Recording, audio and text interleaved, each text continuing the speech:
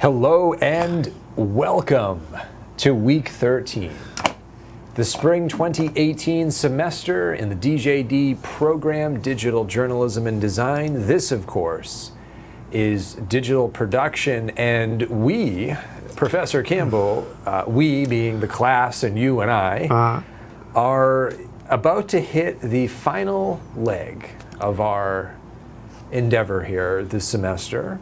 The final leg? The final leg, yes. There are, as I have seen it, there have been 4 phases to the semester, 3 of which we have completed. We talked about audio, we talked about photography, we talked about video, and this week marks the beginning of our final excursion devoted to video post-production, and specifically the tool at the heart of that process, Adobe Premiere Pro. Yes. I wonder how But before we get into making all sure the of levels sound good. the levels do not sound good, you say? Well, I don't know. No, I brought them down some, so it appears that that's fine. All right. Because you said they were a little too hot. I did, yes. I have been reviewing our work, and I have felt that they were a little hot. All right. Well, I think this should be okay. How is your day going so far? I've barely seen you today. Okay. As woke up, I wasn't feeling too good when I woke up this morning, actually. So I came in late, and then I was photographing some buildings, the USC. Photographing buildings. Rooms. Was this commissioned work? Yes, for for the selling the USC photographs. And evidently I was in one of those rooms, yes, but yes. you did not come in as far as I know. No, you because they peeked wanted empty rooms. empty rooms. This was a room full of people, so Yes, so that was so I decided to got 3 rooms. And it was not the, I was a little tired actually, so it was not the most thrilling shoot. shooting empty rooms while tired, I imagine, it's less than inspirational. Yeah, definitely. Yes.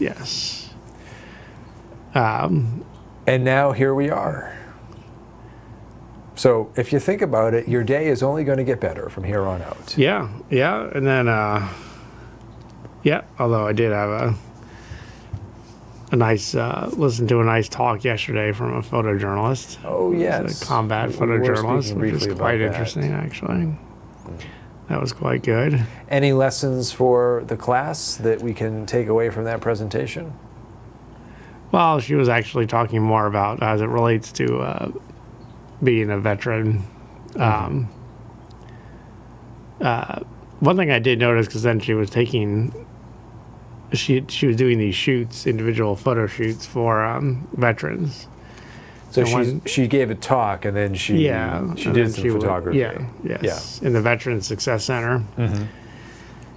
And it's just kind of interesting watching how she makes people feel comfortable in a session. And I've seen this in other places too. Is that you basically just always ask the person questions, always have them so they're talking the whole time. So you're engaging the subject. Yes, while you're quickly looking down at you take a photo and you're quickly looking down, or you're adjusting the light or something like that. So what would be an example question that she asked? Just anything, like how's your day? What branch were you in? What did you do? Just trying to, anything about Army stuff that veterans talk about. So a little chit-chat. But what's interesting is that she was actually chit-chatting while adjusting lights and doing everything else at the same time. So and the purpose in that is to make the subject feel comfortable. Yes. So it's not like photojournalism where you don't necessarily have to worry about making people feel comfortable. Yeah. Although I suppose within the broad umbrella of photojournalism, we could carve out a silo of portraiture work where a certain amount of connection with the subject is to be expected. Yeah, but you don't have to try to get them to smile or whatever it is. Yeah. You don't have to try to get them to.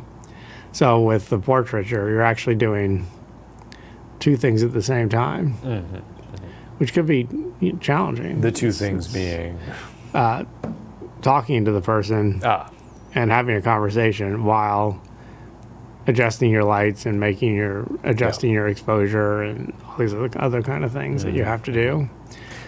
So it's definitely challenging. That is a challenge. If you're still acclimating yourself to the equipment that you're using, to the process of achieving focus or proper exposure, that could be downright harrowing. Yes. Yeah, it definitely was challenging. But to do it at the same time is to save time in the end. Right. And to not leave the subject sitting there waiting for something to happen, because that produces a little bit of anxiety. Well, yeah, for the person sitting there. Yeah. But I've noticed this. I noticed that this is something that all portrait photographers do. When I worked as a school photographer, the guy who owned the studio, he did the same thing. There was a Tampa Times photographer who was in here photographing Ray Arsenault, and he did the exact same thing. So they all do it as a way of making the person have the expressions, essentially. Yeah, and it makes a difference. Yeah. You can't just plop somebody down and take their photo and expect it to work. Right. You have to, because it's to an extent, coax it out of them. It's natural. Yes. Yeah. It's like when you're checking audio. You don't check audio by going testing 1 2 1 2. Yeah. You ask questions about their day, whatever it is, while you're kind of surreptitiously looking at your levels. Yeah. So in this way, you're both getting a more accurate reading on your levels. Yeah. And you're loosening them up a little bit and getting them talking and building up a little bit of a rapport before you start recording, shooting, what have you. But so that was interesting. But the actual talk itself was it sounded intense. Yeah, it was. Yeah, it was very, very intense. Because it was all about being a combat photographer. It's just unimaginable the things that you see and have to experience and things like that. So, and I think we've talked about there's a really interesting documentary on Netflix called Conflict. Yeah. Which I would recommend to everybody taking this course. It's about photojournalists who cover war and combat. Yeah. And it's a series of 5 or 6 short vignettes, 10-minute segments, 5 10-minute segments focused on a whole array of photojournalists. Yeah. And the last one I find particularly striking. They're all very powerful segments, but you get a really interesting range of reactions to doing this work. People who are very thankful for the experience, and people who really regret it and wish that they had gone down a different track in life. Yeah. There's a certain toll, I would say, that is taken when one does work of this nature. Well, yeah, I would. It's a huge toll, it seems like, and in the case with this photographer, she was actually in the Army. She was actually Army personnel. Yeah. So she was expected to fight and do all these other kind of things. It wasn't like she was a civilian photojournalist. She was a military photojournalist. It's a little bit different, yeah. But you lose people, you see people die, your friends die. It's not. You get injured. And then you go through that whole readjustment process of coming back to a quote-unquote normal environment where none of that's happening, and introduces a whole new set of challenges. So it is difficult, but I would say extraordinarily important work, and documenting this part of humanity and our society as it unfolds is really important. Well, our photos were very, very good, and but there's a thing with when you're in the military, I've noticed people have this. It's this bond that non-military people, myself included, will never understand. Yeah. Because it seems like when you're in the military, you experience things that no one else, civilians, as they say, would never experience. And it's just a weird, it's not weird, but it's a very intense a bonding experience, I think, for everybody. Differentiation. Right. So like at the event, there were a bunch of veterans there, and it just got, people were like, yes, so, but yeah. So that was your yesterday. Today, you were photographing empty rooms. Empty rooms, yes. And now we find ourselves working on our video for week 13. And we are talking this week and in the weeks to come about Premiere, a tool that I know we both use with some regularity. Yes. On a nearly daily basis, perhaps we could say. Yeah. And a really incredible tool for creating video and more generally multimedia content. Yeah, I would agree with that. You can use it for video, for sure. Yeah. You can also use it to create, for example, audio slideshows. Yeah. If you have some photos that you want to import, animate. You can do animations to an extent in Premiere. And you can import any number of visual and auditory assets that get combined in different ways within the program. Yeah. So what we're doing this week in the class is a kind of introduction to digital video editing in general. We're going to give you a couple of concepts to really mull over. Really want you to chew on these ideas. And then we're going to get into Premiere specifically. Talk a little bit about the interface, the workflow, and then we're going to take a look at Premiere. We're going to crack it open. And you said all within an hour? All within an hour. And we've already burned up, what, 10 minutes or so? Or so something. Away we go. 13 minutes we've been streaming. So I'm going to treat that as more or less our counter here, because we're getting good about, we stream, we bop, we boop, and then we're here. So there are two big concepts that we always talk about in our classes, certainly in this class, when we're introducing digital video editing. And I certainly want to spend a little time here going over those two concepts. And they, of course, are nonlinear and non-destructive. Right. And these are the concepts that apply not just to Premiere, but to every modern digital video editing platform. They are the concepts behind the work and the workflow that we engage in when we're editing digital video. And the reason they're so significant is because it wasn't always like this.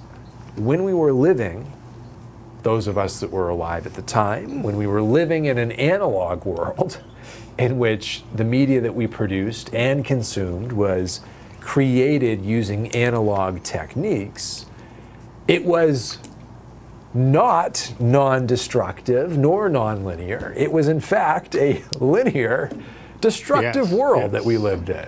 Well, yeah, you had to, it was permanent. Once you made the cut, so to speak, on the tape. I remember editing VCR tapes. Yes. together. As do I.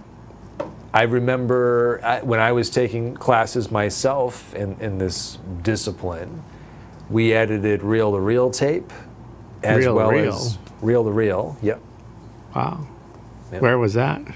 That was at New Mexico Highlands University. Reel to reel. You mean Las like, Vegas, oh, New okay. Mexico. Like, what, not VCR, but beta, like the videotape. This would have been quarter-inch or something like that? I think this was 16 millimeter. Oh, actual film. Film, yeah. Oh, okay. Actual film, reel to reel. They were reel to reel machines, and then they would start on the left, and then it would go over to the right. Oh, yeah, like a Steinbeck or a Moviola or one of those things. And what we would call these cuts-only editing station, where you could edit, but the only kind of edit you could make was a cut. A physical cut using a razor blade, an actual razor blade. And then you'd have to tape it together. And then with Scotch tape. Yes. Tape it together. That's interesting. Yeah. I never did that. I just remember as a kid making editing with a VCR and a VHS camera. Yeah. So the camera would be the source monitor, I suppose, and then the VCR on the TV would be the program monitor. So let's break down these two concepts. Let's start with non-destructive. So what does non-destructive mean to you? Well, how would you define it for us? Well, it essentially, as opposed to, non-destructive, so like, as opposed to destructive, so as opposed to every time you make a cut with the VCRs, you can't go back and add a clip in between two clips. You have to redo everything. So, non-destructive being that you can essentially do, the changes you make are not permanent. You can do whatever you want. In a non-destructive environment. Right, because you're not actually editing the actual assets or media assets, really. You're basically just, because it's essentially a Premiere project is essentially a set of XML extraction tags, right? So you're just linking to the assets. You're not actually making any, it's not permanent. A very important point, and something that's a little odd, I think, when you're working with Premiere, because it sure feels like you're making changes to the actual assets. But what you're saying, and this is really important for us to consider, is that, well, yeah, it looks like you're making changes, but really you're not. What you're doing is working up a list of instructions, a recipe of sorts, about how that media and any other media that you want to include in this project should be treated. Yes. And because it's non-destructive, you can change those instructions at any point, and the underlying media is unaffected, and you have, in some sense, unlimited flexibility, because if you've done it one way and you don't like it, well, you just remove those instructions, move them, change them, add new ones, and all of a sudden you have a completely different effect. Compare that to the process of working with actual film or actual tape. When you make a cut on that, you are actually cutting the real footage. And then you're taping it, splicing it back together. You are, in doing that, damaging to some extent the physical media on which the footage exists, and as you continue to do that, the damage will continue. You can only do it so many times. You can only make so many cuts before you start to actually physically degrade the material, the source material you're working with. Nothing like that happens in a non-destructive digital environment. Hence, when you look at a VHS tape, which there are no VHS tapes, they don't exist anymore. They do in boxes in attics and things like that. I think you actually have some VHS movies. I do. I have a VCR in my office, as well as a tape deck at home. But they're not in circulation anymore. No. Nobody is renting out VHS tapes from their local Blockbuster. That was my first job, actually, Blockbuster Video. Your very first job, was it? And you could, like, it was VHS tapes, and you could check out like 8 movies a night or something like that. That used to be a really vital source of entertainment in our lives. Yes. That was a big deal, going down to Blockbuster on Friday night. That was considered a cool job. Yeah. But you had to get there early enough because people would be checking stuff out. And back in those days, if somebody got there before you and they checked out the movie, there was no way to watch it. Yeah. In fact, the one I worked at, Kevin Costner had a membership there. Well, I'll be damned. And Will Wheaton, who was a Star Trek guy. This must have been out in California. Yes. This was in the Santa Barbara Blockbuster. No, this was the La Crescenta. La Crescenta Blockbuster. But yeah, I think actually Will Wheaton even came in, but while you were no on one shift. knows who that is. That's going to be for those Trekkies out there. Well, or Big Bang aficionados, perhaps. Yes, that's true. Yes, actually, he has made a kind of a resurgence on the Big Bang. And he has that board game channel on YouTube. Yeah. So you might know Will Wheaton from his YouTube channel as well. Yeah, actually, yes. So non-destructive is one feature. Now, the other one we talked about was non-linear. Well, yeah. What's that all about? Well, and with the non-destructive thing, though, I think it's also important to realize that, I'm sorry, I didn't mean to push the conversation along so quickly. Go ahead. Well, no, when you import something into Premiere, you're not actually, truly importing the footage. But so you can do anything you want once you import the footage in Premiere. Yeah. But it's important that, I guess this is a workflow thing. And it's fine to get into that. But this is a really important point. It feels like you're importing the media, but actually, you're really not. You're creating a reference to an asset that exists on your computer.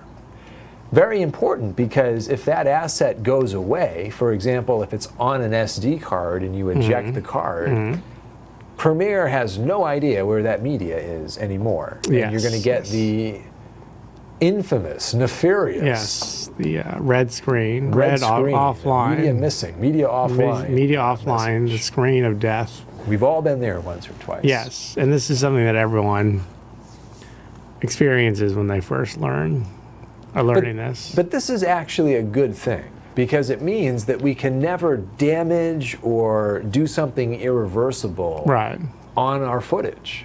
Right, but I guess I was also maybe alluding the destructive versus non-destructive thing. Yeah. So like, you can move the assets around, rename them whatever you want in the project panel. So that would be like, but if you do that to the actual assets that are stored on your hard drive in your folder, then that is a way that's like destructive, maybe. So the difference. Now, how about non-linear? Well, non-linear being that if you want to put a clip, if you have 2 clips and you want to put a third clip, you can either in between the 2 clips, you can do that very easily. With linear, if you wanted to put a third clip in between 2 clips, you would have to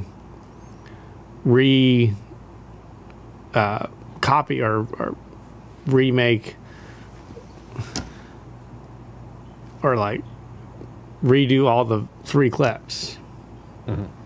So you would, if it was like film, you would have to, and it was a somewhat laborious process. Yeah, so you'd have to you would have to redo it. It's like a typewriter. Back when people used typewriters. If you had a typewriter, you made a mistake, then you'd have to redo the whole paper.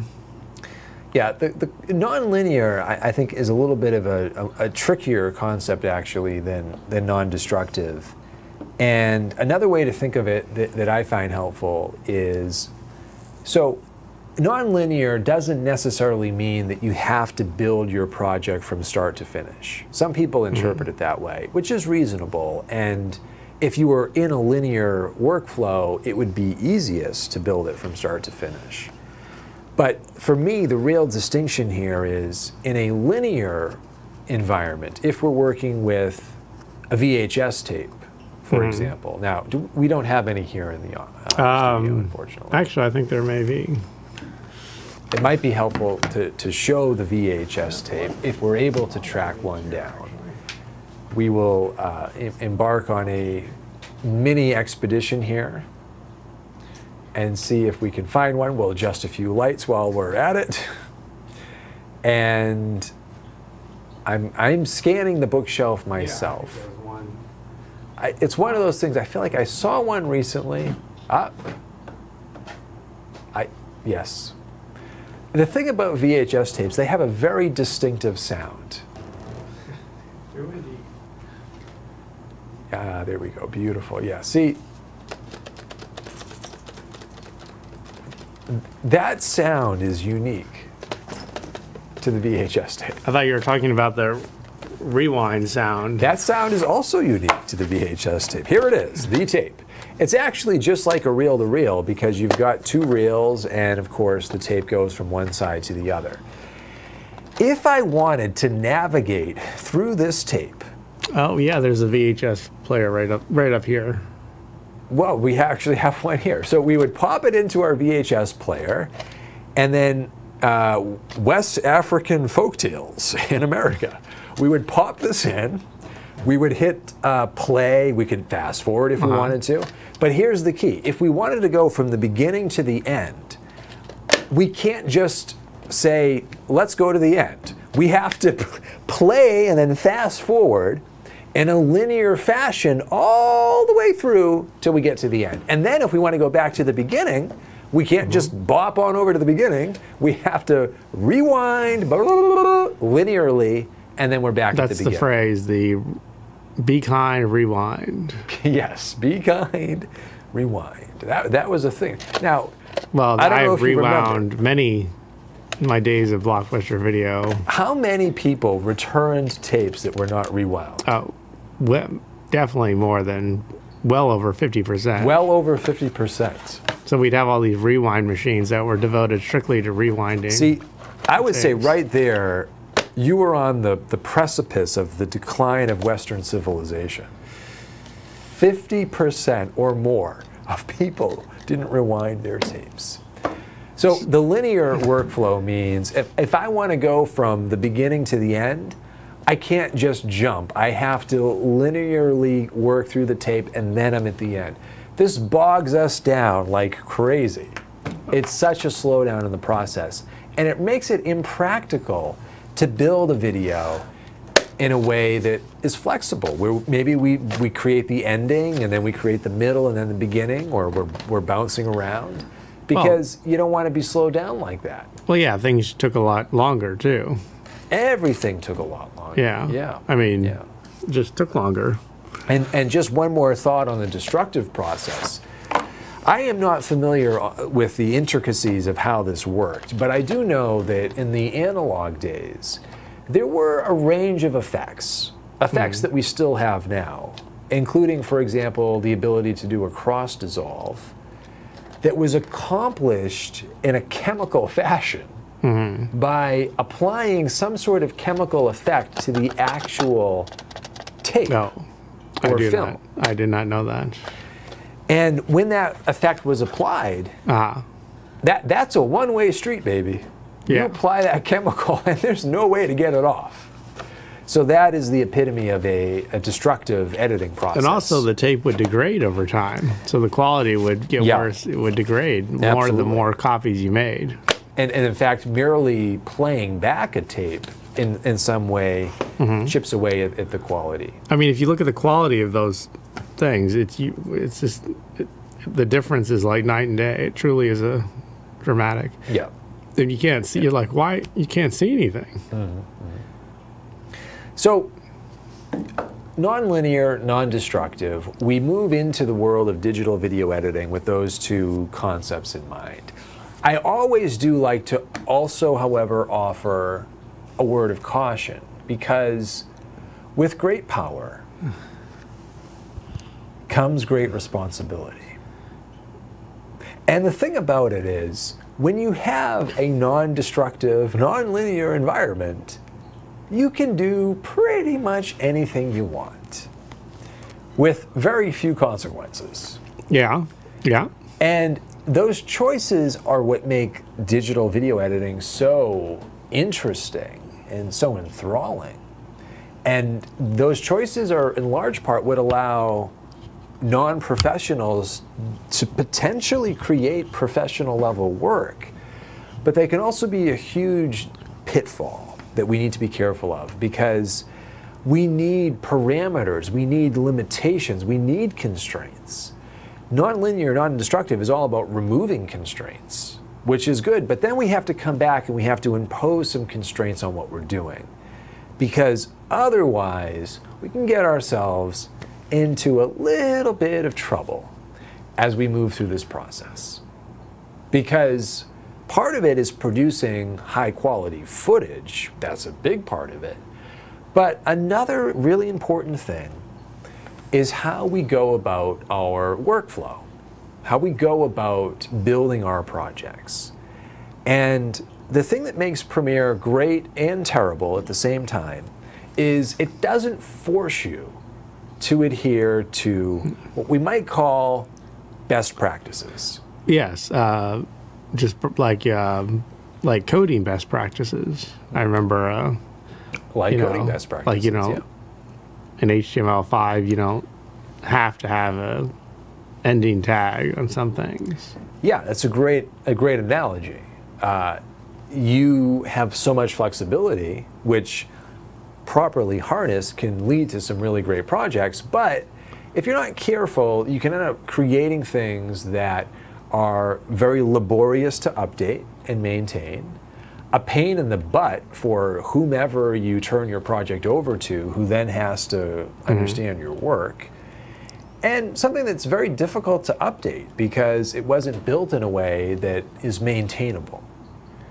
And when we were working with Premiere, we are building projects. We're creating an infrastructure of our work. And so we're saving ourselves and anybody else who touches our Premiere Pro projects a lot of heartache in the long run if we follow best practices. Yeah, and I think that workflow seems to be a topic that people really don't truly take to heart until they have experienced it. It feels very optional, I think, early on. It feels superfluous. People realize, well, wait a minute. I don't have to follow your fancy-dancy workflow. I can still get in there. Yeah, you don't have to rename things. You don't have to label your things that have been imported. And I see this. You don't have to create bins. You don't have to put your socks back in the drawer. You don't have to fold your shirts. You can just leave everything in a big pile in the living room. Yes, technically you could do that. But when you're running late for work in the morning and you're looking for a pair of clean socks, it's helpful to know what drawer to go to get. And I think that workflow, again, seems to be something that people also only truly understand when they are in a professional editing environment or something like that, where there is specific standards and things like that. Or if you're working in a team environment. And you're trying to speak a common language. Yeah. In terms of the work that's happening. And I think that I've realized that that's part of the learning process, because I used to get quite, not irate, but very, stressed out when people weren't following. Agitated when they weren't following the proper workflow. Well, I'm glad to hear you've given up now. But then I realized now that, well, you know what? When you're first learning, you really can't expect people to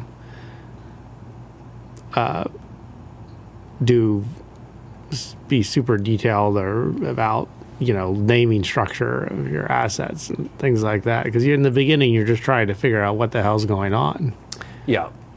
And it also feels like you're paying a kind of tax, like a time tax, because labeling and organizing and sorting media, it does take time. Yes, it does. Yeah. And so there's that leap of faith that you have to make. Yeah. And thinking, okay, if I invest this time, it's actually going to save me time in the long run. Yeah, especially for the large projects that you have to go back to. I mean, as I had to update some of the videos here, going back to some of the projects of like 5 years ago, it was just completely unorganized. It is quite difficult, a real pain in the butt to try to go and figure out what was going on. Yeah. And then as I've gotten much more methodical with the workflow, things are a lot easier to update. Mm-hmm. Yeah. So it's just part of the process, I think, that everyone goes through. Right. Right. So before we get too far along here, and we are cruising through our hour together, we have about 25 minutes left. Oh. So what I'd like to do is, I have a very famous sketch. A famous sketch? A very famous sketch. A sketch. And so if we could, are we able to switch to my, oh my gosh, my computer here? Oh, yes. Oh.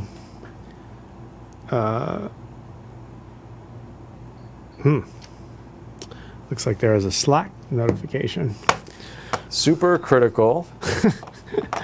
Important. Important. And I also see ASAP in there at some point, but you know, we're in the middle of a... Well, and it says that in the Slack thing, it says that we are in the middle, that they're aware of that. Chris and Casey are, oh, okay, well. So. At least there is recognition. Okay, let's see. So you want the screen? Please, let's go to the screen. And oh my! All right, so I'm gonna give you my sketch. This is the basic Premiere interface. Yeah. I like to do it on a little sketch pad or a whiteboard before we go into Premiere, because Premiere itself is complicated. There are a lot of aspects to the Premiere interface, but what you can do is sort of sift through all that and then think about these 4 basic areas that I'm about to show you. These areas or panels are the foundation of Premiere. And once you understand where they are and what they do, it really helps to decode the entire Premiere interface and the entire Premiere video editing experience. So we begin, as we always do, with our laptop, our screen. Oh my, I think... What? Now that's interesting. Is it not working? Well, I've never quite had this issue before. I'm able to... Now let's try... You know what's not working is the clicking. The clicking. The mouse is moving, but here's what I'm going to try. Let's see. All right, let's try disconnecting this. And we'll plug it back in.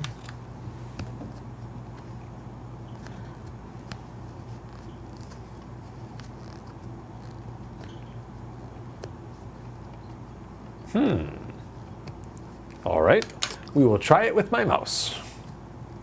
Wait, trying to draw with your mouse?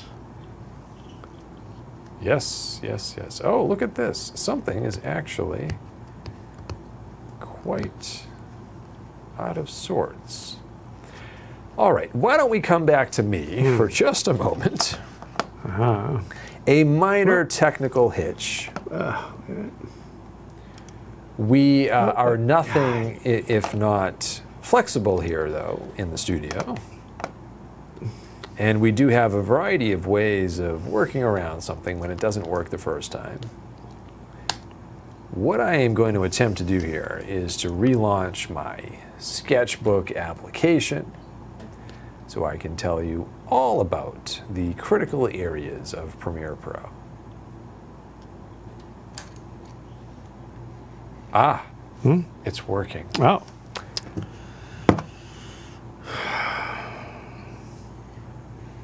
My, let's see. So go back. Please. The sketch is already underway. Ah, there it is. There it is. And there's the 4th panel.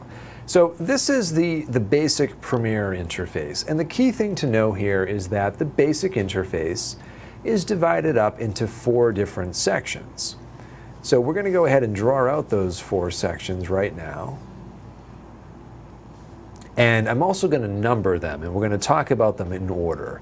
The order that I explain these sections in is actually quite important because it begins to build out the workflow, that is, the process that we follow when we're editing footage in Premiere. So number 1 is going to be this guy here in the lower left corner. Number 2 is going to be in the upper left corner. Number 3 is going to be in the lower right corner, and number 4 in the upper right corner. So we have these 4 different areas in Premiere, each of which serves a fundamentally different purpose.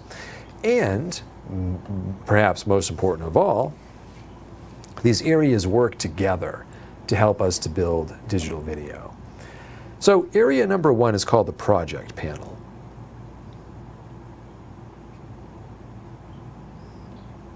Area number 2 is called the source panel. Number 3, it's called the timeline or the timeline panel.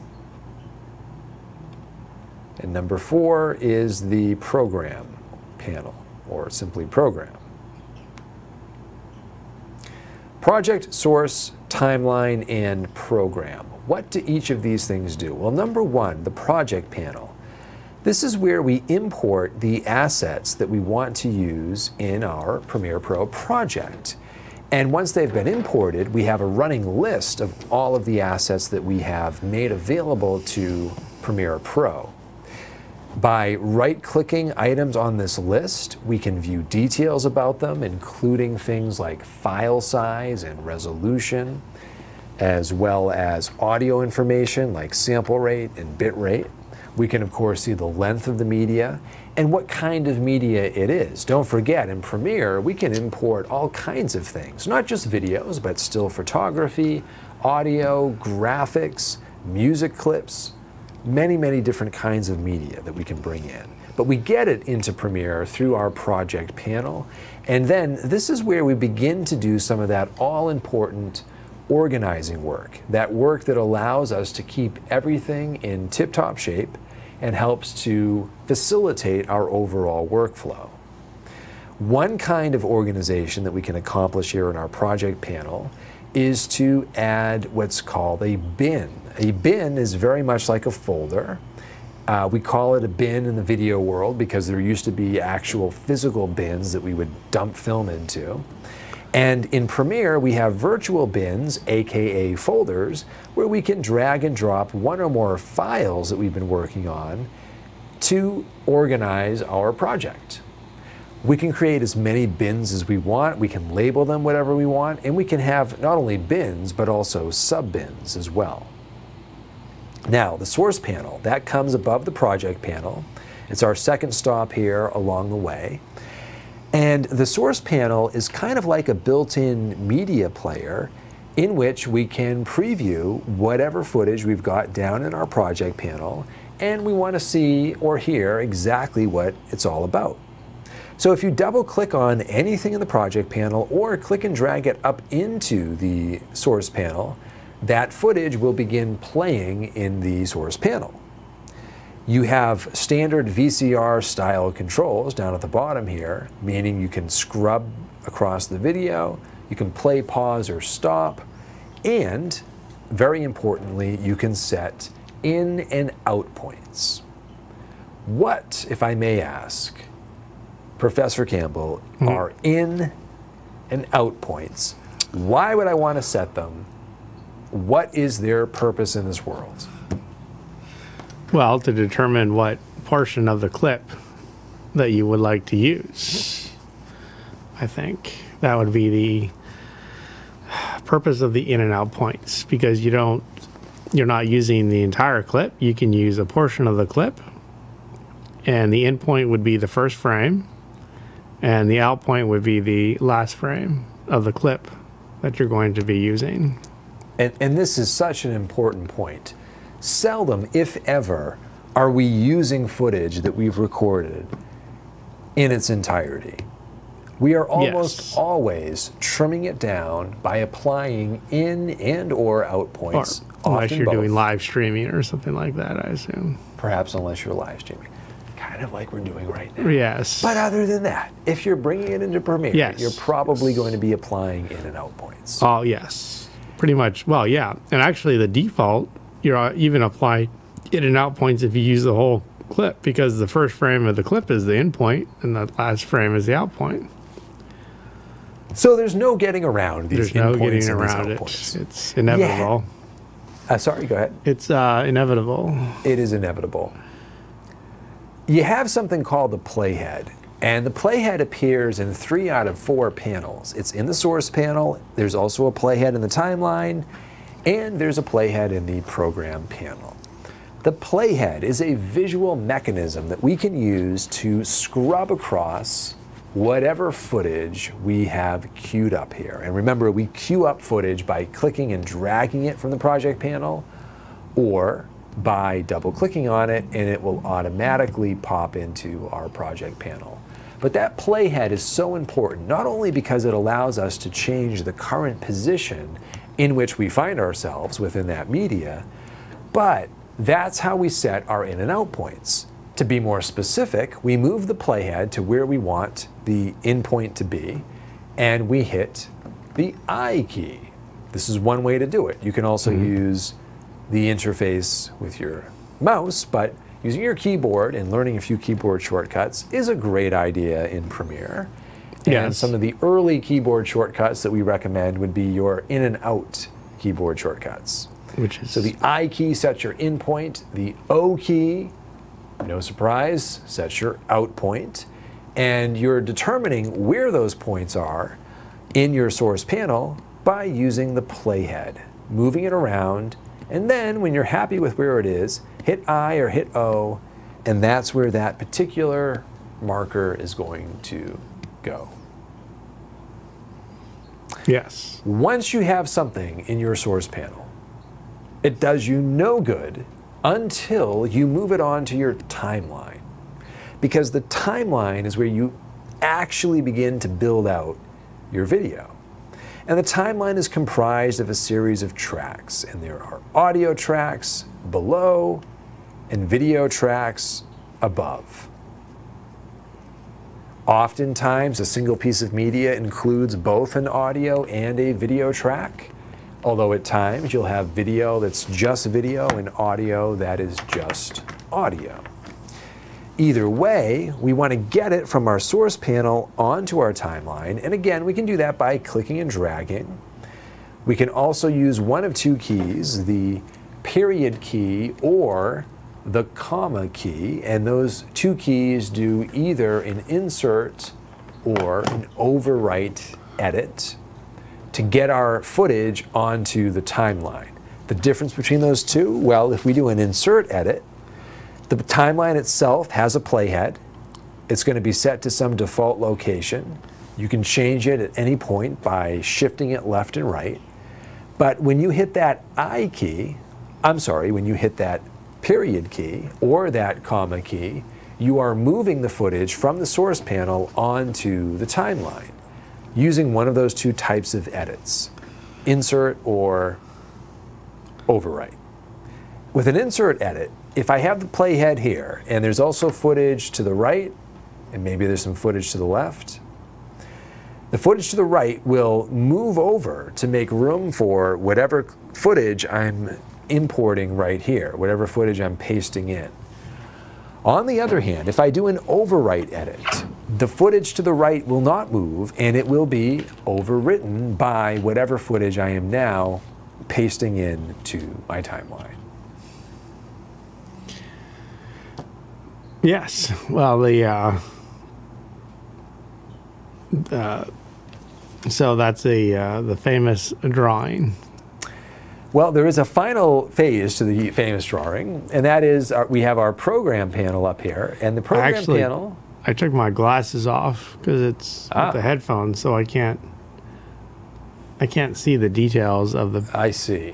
So you're not getting the drawing graphic experience. No, I mean I've seen the drawing many times. The panel in the upper right corner is very much like the source panel in that it's a media player. It has VCR style controls. It has a playhead down at the bottom. Both of these guys, by the way, have a little counter in the lower right, which tells you how long the footage is. The time code. A little time code. You can turn on something called the safe region, which shows you. So how is the time code read? Well, you can customize that, but in general, you're looking at hours, colon, minutes, colon, seconds, colon, milliseconds, or if not milliseconds, frames. Frames. Although you can convert it from frames to audio units in the timeline for doing more precise audio editing. Yeah. For video, frames, so that would be like, let's say I'm shooting at 24 frames, so this maybe says 20. We'll just say frames, F for frames. So anyway, we can click and drag this number, which represents the playhead position, to change the position that we're in the video. Or we can click on it and we can punch in brand new numbers if we want to jump to a different spot. Yes. And also the playhead, the timeline, and the program are different representations of the same thing, which I think is important to understand. But it's the same thing. One is a visual representation of the clips, and the other are the clips themselves. And in a similar sense, the project panel and the source monitor are also showing you the same thing. They're just two different ways of looking at it. Yes. Right. Which is an important distinction, I think. Now, the difference between the source and the program monitors is that in the source monitor or the source panel, you're looking at one thing at a time. It's whatever you double-clicked or clicked and dragged from your project panel. In the program monitor, you are looking at the sum of everything that's actually been added to the video, which could include any number of individual clips, assets, what have you. Yes. All right, if we could switch on back to me for a moment. Oh, got the wrong mouse. Excellent. And while that's happening, I'm going to switch over here momentarily, do a quick time check. We're at 53 or so seconds. Let's jump into this next thing. All right. Let's come back to my monitor now. And as we wrap things up here this week in our introduction to Premiere, I would be remiss if we didn't have a chance to actually look at Premiere at least a little bit. So let's go ahead and switch back over to my computer here. Oh. There we go. Oh. So I have opened up Premiere and I have imported a single video file. The video file is one I downloaded online. It is a video of a YouTube video, which happens to be the most popular YouTube video of all time. It's approaching 5 billion views. 5 billion. It may be the most viewed piece of media of all time. That's almost the population of the Earth. Yeah, it's a good chunk of the whole Earth's population, although I imagine that there are many repeat viewings there. I think it must be that a lot of it is simply like, well, you're watching it simply because it's gotten so many views. It may well be that, yes. I mean, because it's not anything, it's done well, but it's a nice, very nice music video, but it's not anything earth-shatteringly, changing the world thing. Well, I suppose that's open for debate. Has Despacito changed the world? Perhaps it has. We can say that it is approaching 5 billion views. Although whoever figured out how to get the 5 billion views is a genius. Well, that's true. But then again, can you get that? Can you conjure that, or does it just happen if you're lucky? Well, I don't know. That'd be interesting to figure out what the story is behind this 5 billion views and how it happened. It would be interesting. Perhaps in another lesson we can delve into how this video became so popular. At any rate, we have downloaded the entire Despacito video, and it is now... What does Despacito mean? It means slowly. Slowly? Yes. Spanish for slowly. So I have imported it into my Premiere project. And did you figure that out? Did you look that up? Because you don't speak Spanish. Well, I do not. I was very curious, though, about the lyrics to the song. So I may have gone to Genius or... Genius? Yeah, Rap Genius. Rap Genius? No, what's that? The lyrics. That's an interesting resource. You can pull up the lyrics and then people, provide commentary on what different verses mean. Rap Genius. Oftentimes the original authors will go in and actually add their own comments. It's quite interesting. So what I want to call your attention to here is the fact that what I just diagrammed in my very rough form is what we're looking at right now, which is to say, in the lower left corner we have our project panel.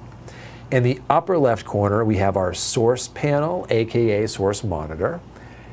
Our program monitor is to the right of that, and our timeline is below that.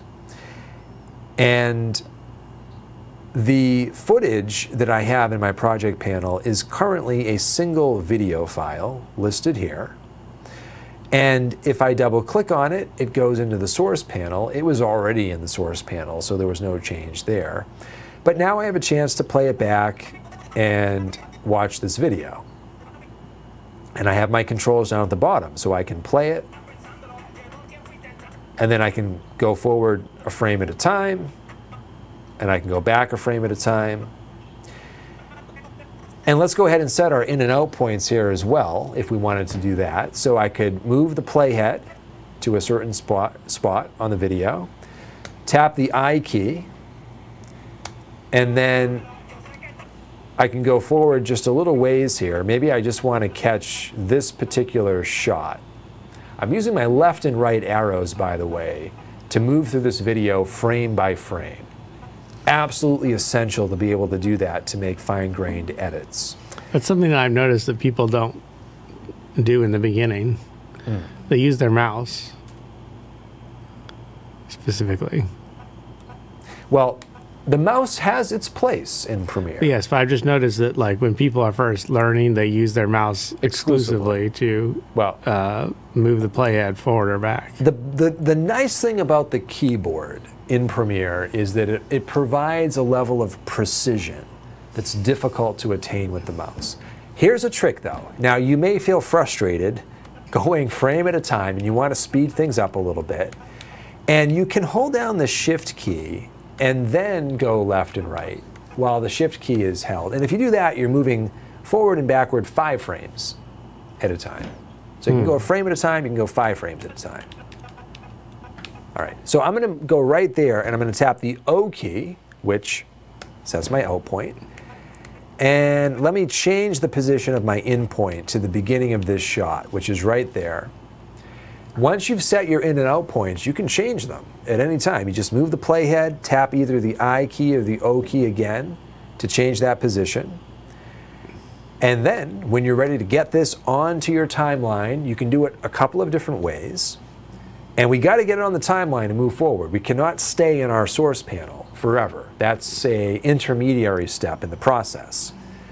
But what we can do is either click and drag onto the timeline, or we have 2 little options here to do our insert or our overwrite edits using the comma and period keys, or we can simply hit the comma or period key to get this onto the timeline. Perhaps. We can't actually, because I have not yet gotten anything onto my timeline. I skipped over that earlier. Within the timeline, we have something called a sequence. And the sequence allows us to actually add media to the timeline. Without a sequence, we can't just go ahead and add things. But we can force a sequence to automatically be created if we click and drag our footage onto the timeline. That's going to change everything. Now we have the tracks that I was alluding to earlier. Unless you're creating a photo slideshow. How do you mean?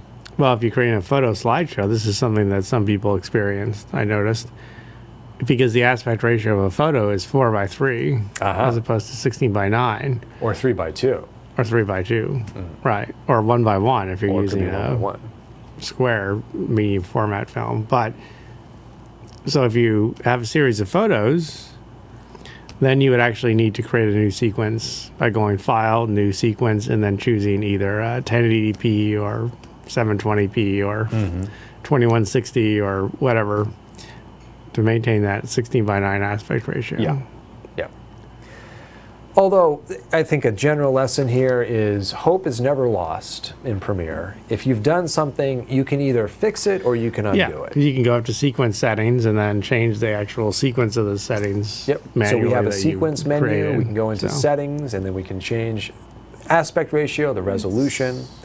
But you need a sequence in order to do anything on the timeline. And the sequence becomes an object, it becomes an entity, a being, if you will, within our project. And so now in our project panel, we have both the original media, and above that we have a sequence which happens to be of the same name. So in other words, the sequence inherited the file name of that media. This is a case of wanting to take a step back, pause a little bit, and do some asset management to make sure that our workflow is solid all the way through here. So what we could do is click one time on the name of that sequence, and we can rename it, and we can give it a name that would be more fitting. So we could call this, for example, Edited Despacito Video.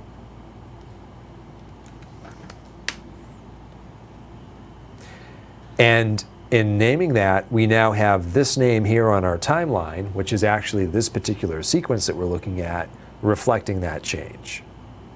Let me click over onto the timeline, and you'll notice as I click in Premiere, whatever panel I've clicked becomes active. That is, it has a blue bounding box around it.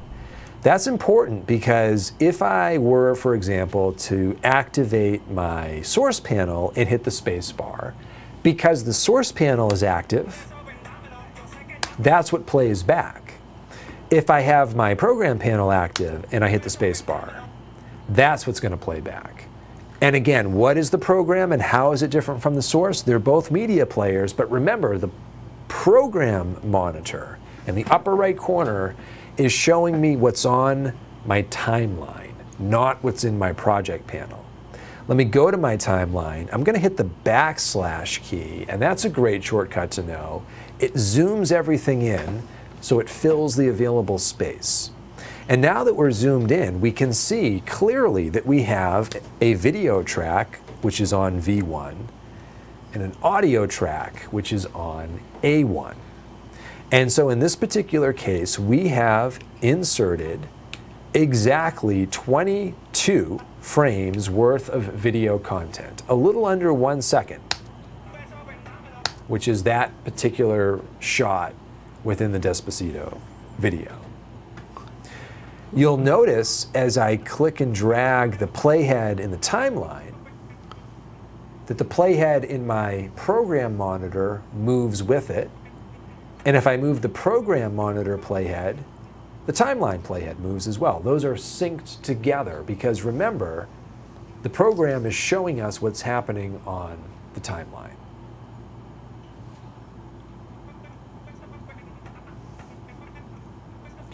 Now, I might come back to my source panel and grab another clip. Let's find a shot here. Yeah, I think important thing to realize is that you can use multiple instances from that same clip. Absolutely. Because you're not actually, again, that's the non-destructive nature. You're not actually editing that actual media asset. You're just that's exactly linking right. with a set of instructions to that particular asset. Exactly. And there are so many implications of that, really powerful, interesting implications, including exactly what you just said. We can draw from this source footage as many times as we want. Mm-hmm. We could even pull out the same section multiple times if we wanted to. And nothing can stop us from doing that. Now, I want to show you the difference between an insert and an overwrite edit, because I've mentioned that a few times here, and we haven't really quite seen how that would work. Now, remember, I've got a new piece of footage queued up here. I've set my in and out points. I already have some footage on the timeline. I'm going to put my playhead roughly in the middle of this footage, and when we do either an insert or overwrite edit, it's going to go where the playhead is. The question is, what's going to happen to the existing footage? If I do an overwrite edit, and we do that with the period key or by clicking the overwrite icon, whatever was on the timeline is going to be replaced. Whatever was to the right of the playhead, it's going to be replaced. On the other hand, if I do an insert edit with the comma key or by clicking that button, I'm adding the footage, but I'm not replacing the existing footage. Instead, I'm shifting it over to the right. So in this case, because the playhead started in the middle of this footage, we get 1, 2, and 3. So that's the difference between an overwrite and an insert edit. Another really great keyboard shortcut to know, up and down arrows. The up and down arrows take you to the beginning or ending of each asset on your timeline. So long as that track on the timeline is active, and we know it is because this blue tile is in fact blue, it's not turned off. If the tile is blue, that means the track is active. That means that if I go up and down, my playhead is going to go to the beginning or ending of that particular clip. So I could go to the end, and then now that I'm at the end, overwrite and insert are going to do the same thing. We'll get that footage on there, and now we can up and down arrow to navigate between those two clips.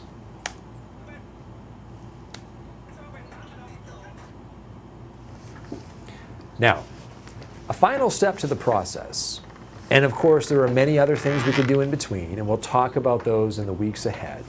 We can apply effects, we can clean up our sound, we can fix exposure problems, we can create transitions between our audio and our video.